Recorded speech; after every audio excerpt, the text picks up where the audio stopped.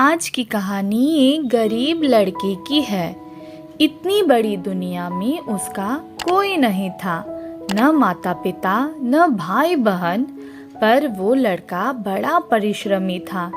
एक दिन उसकी मेहनत से प्रसन्न होकर एक किसान ने उसे एक बैल दे दिया। लड़के ने सोचा, बैल से किसी बंजर जमीन को जोतूंगा और उस पर कोई फसल उगाने की कोशिश करूंगा। वो बैल लेकर चल पड़ा। गर्मियों का मौसम था। लड़के के बदन पर न कपड़े थे और न पैरों में जूते।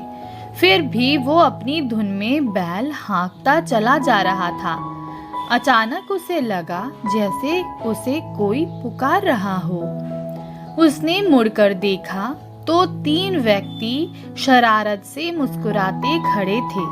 लड़के ने उनसे पूछा, आपने मुझे पुकारा था, क्या कोई काम है?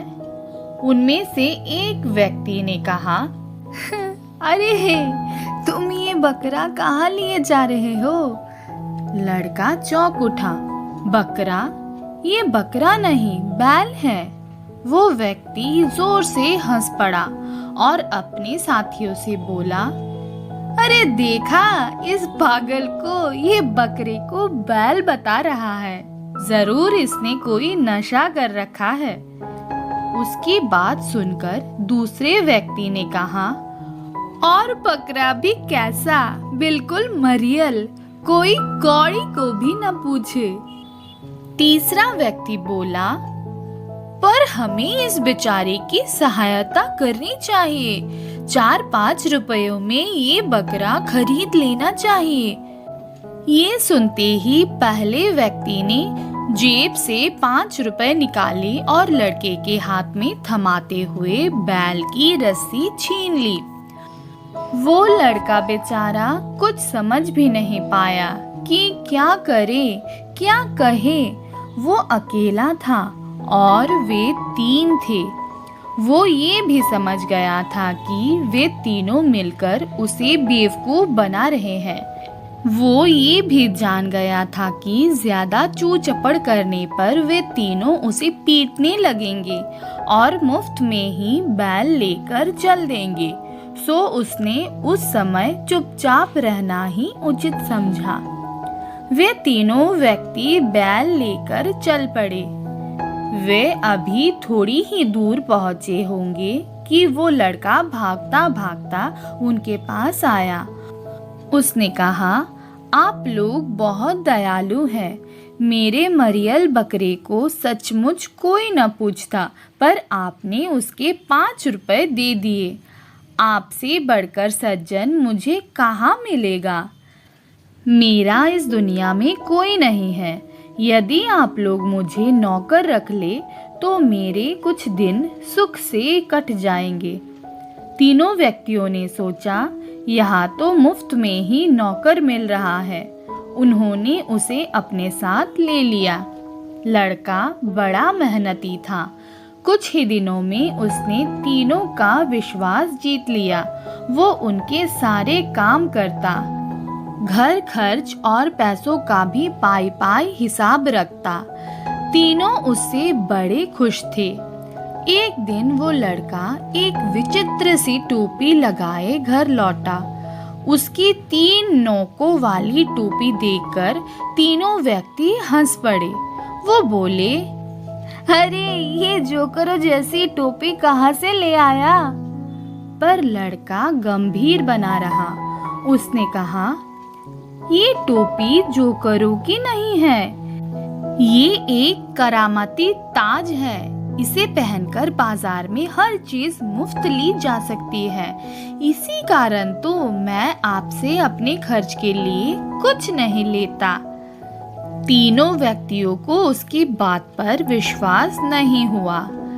ये देखकर लड़के ने कहा, आपको मेरी बात पर विश्वास नहीं हो रहा है? कल बाजार में चलिएगा और इस ताज की करामत स्वयं देखिएगा। तीनों व्यक्तियों ने हाँ कहकर अपने अपने काम धंधे पर निकल गए। उधर वो लड़का वही टोपी पहनकर बाजार चला गया। उसने 3 बड़ी दुकानें चुनी। फिर उनके मालिकों को बड़ी बड़ी रकमें देकर बोला, कल मैं अपने 3 मेहमानों के साथ आऊंगा। पहचान के लिए ये टोपी पहने रहूंगा। वे जो जो खाए पिए, जो मांगे देना, पर 1 पैसा भी नहीं मांगना। ये पेशगी रकम लो, बाद में मैं हिसाब कर लूंगा। दुकानदारों को इसमें क्या आपत्ति होती? लड़के का भी इसमें कोई नुकसान नहीं था।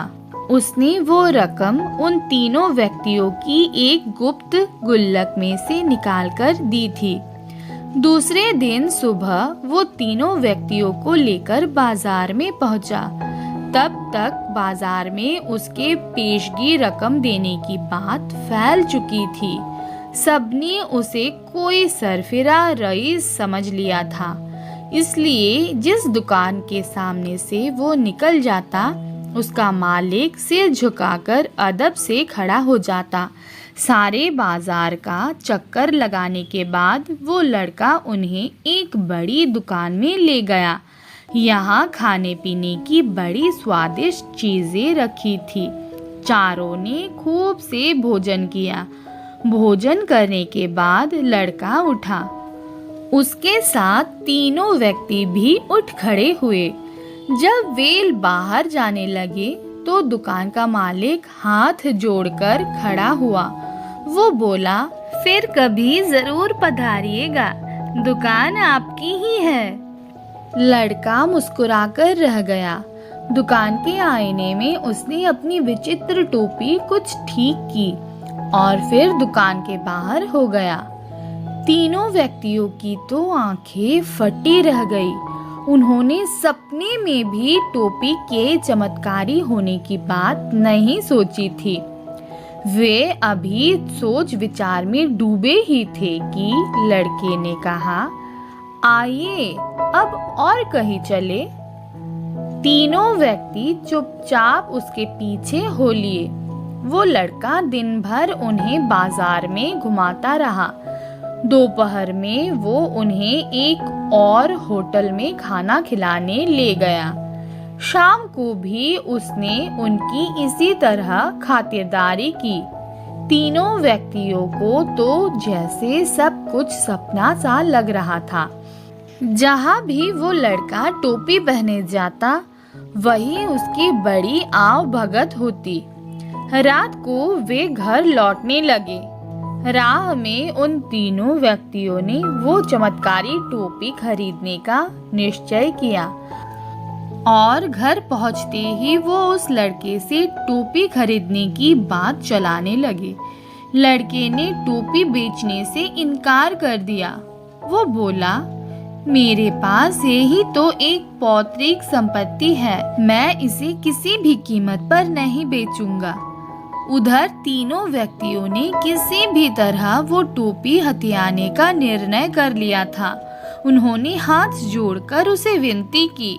अपना सब कुछ देकर वो टोपी खरीदने की बात की उस लड़के से।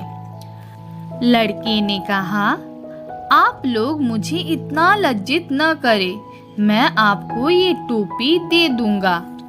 उसी रात तीनों व्यक्तियों ने अपनी सारी संपत्ति लड़के को थमाकर उससे टोपी ले ली। लड़का उनका सारा माल असबाब अपने उसी बैल पर लादकर चल पड़ा और रातों रात बहुत दूर निकल गया।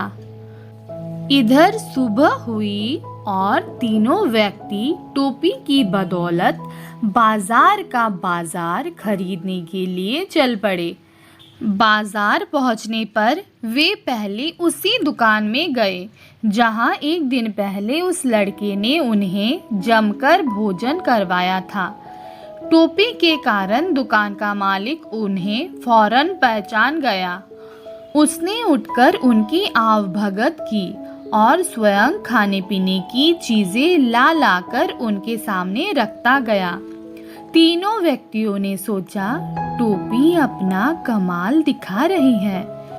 उन्होंने पेट भरकर जमकर खाना खाया, फिर डकार लेते हुए उठ खड़े हुए।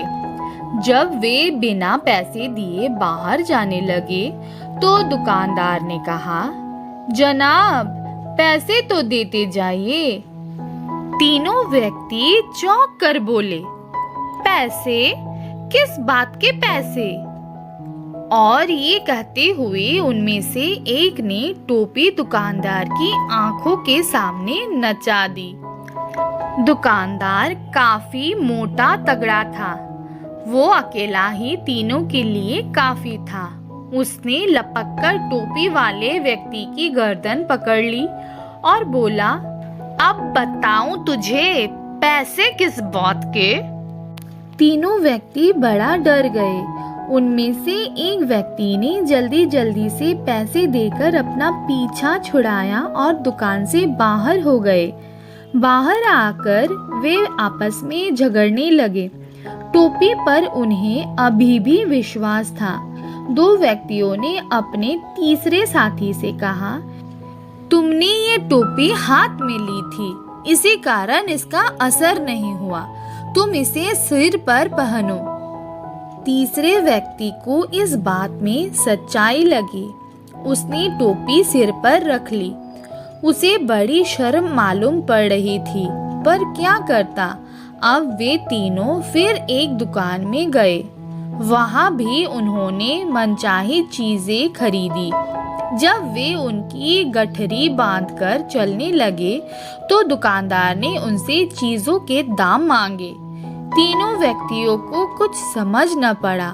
घबराहट में टोपी पहना व्यक्ति दुकानदार के सामने आकर अपना सिर हिलाने लगा ताकि दुकानदार टोपी से प्रभावित हो जाए, पर इसका उल्टा असर हुआ। दुकानदार ने उसे जो थप्पड़ मारा तो टोपी उड़कर भट्टी में जा गिरी और क्षण भर में जलकर राख हो गई। टोपी को इस तरह भस्म होते देखकर तीनों व्यक्ति चीख चीख कर विलाप करने लगे। अब तो उस दुकान के सामने भीड़ इकट्ठी हो गई। जब तीनों व्यक्तियों ने रोते रोते करामाती टोपी के गुण बतलाए तो लोगों का हंसते हंसते बुरा हाल हो गया। दुकानदारों ने उन्हें असली बात बतलाई। अब तो उन तीनों व्यक्तियों के होश उड़ गए। वे समझ गए थे कि उस लड़के ने उन्हें बेवकूफ बनाकर अपना बदला ले लिया है। उस दिन से उन्होंने किसी को भी धोखा न देने की कसम खा ली।